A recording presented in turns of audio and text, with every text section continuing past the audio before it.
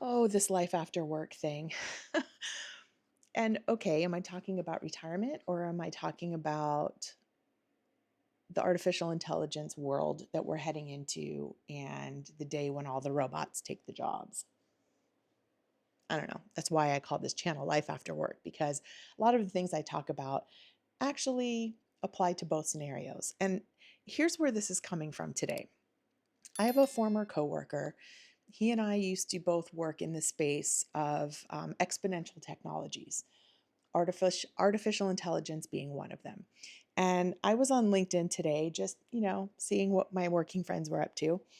And he did a post, and I'm going to read you a little bit of it to give you some context. He says, my friend's name, by the way, is Adam Hoffman. He's spectacular. Um, he is, for context, he's a millennial. I don't remember exactly how old he is, late 30s, early 40s, late 30s, I think. Anyway, he says, is it just me, or does it feel like something is shifting? Not just in tech, but in people. In the conversations we're all starting to have, sometimes out loud and sometimes just in our head. And he goes on to say, it's left me with two conflicting truths. The first, this technology is the most powerful, mind expanding, reality bending thing I've ever worked with. And number two, the more I use it, the more I realize we're not ready for it. Now, what does this have to do with retirement? Well, it has to do with, as I found myself crafting a response to his post. His post is much longer, much more in depth.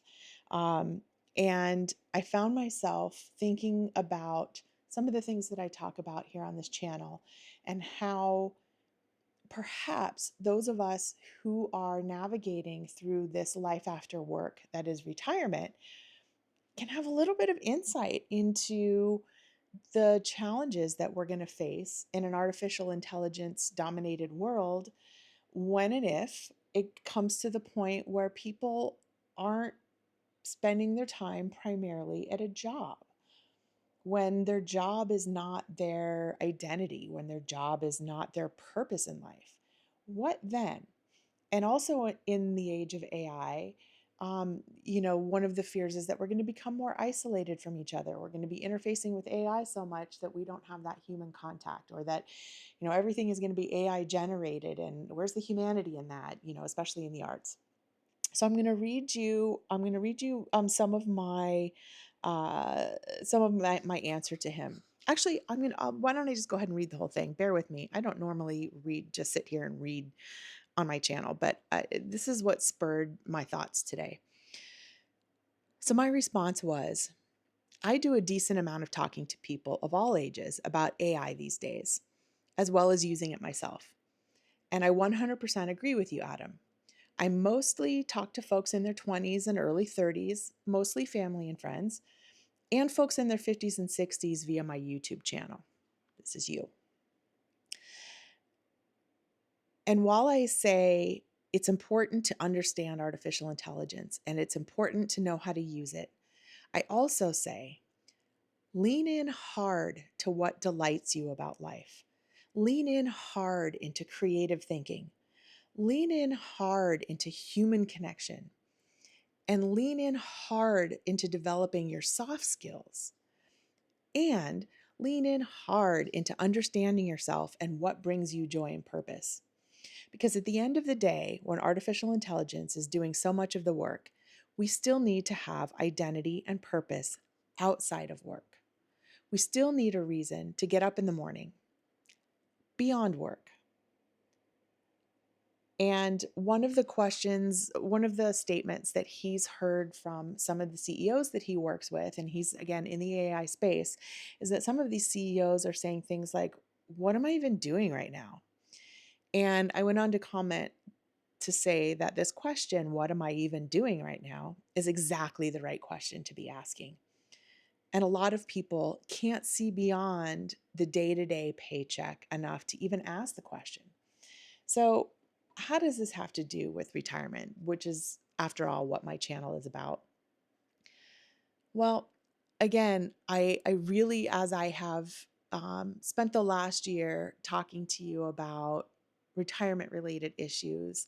I've really morphed it, and indeed I even started to change the name of my channel from just my name, Chris Robinson. Hi, by the way, if this is your first time here, to Chris Robinson Life After Work, because life after work has very much to do with retirement, and it also has to do with AI.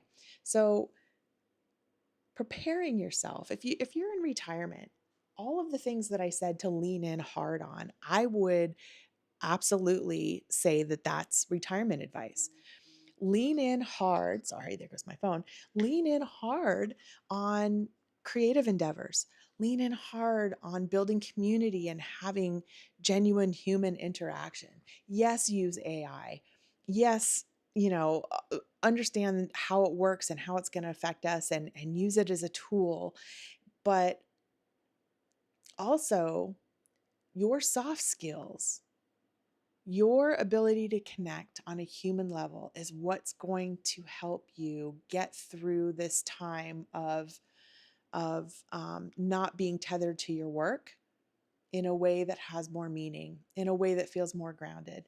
And this is the same advice I would give to 20 and 30-year-olds, especially because even if they have jobs that will continue throughout the course of the development of AI,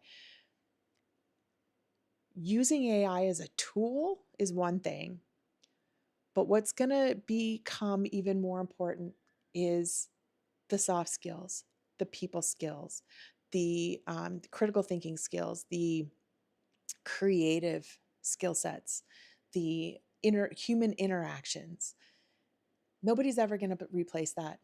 AI is not going to replace it. It might replace it at some level for some people, but we are, at the end of the day, human beings, and we need each other. We need that human connection. And part of that is starting with yourself and understanding yourself and what makes you tick even more. I'm going to drop some suggestions in the comments or in the description below, for some books that I have used over the last many years, to really get more connected with myself in a way that helps me become more connected with other human beings face to face. So this is just, this video is not an earth-shattering, here's how you do this, how to.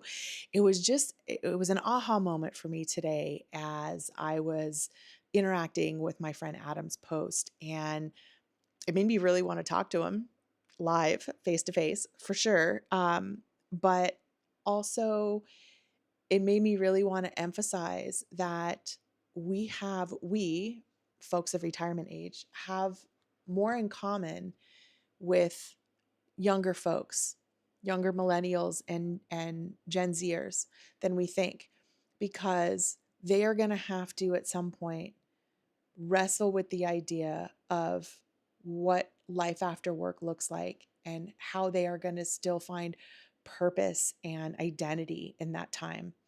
Just in the same way that we folks in retirement have had to adjust how we think about ourselves and how we identify ourselves and what our purpose in life is. And wouldn't it be a gift to be able to share those ideas with each other, to be able to understand each other more? It's another way to build human connection. Anyway, I'm glad that you stopped by today. I hope this is of interest to you, whether you're in your 20s or your 60s or 70s. And yeah, I think this is a really important conversation to have, and I look forward to talking about it more.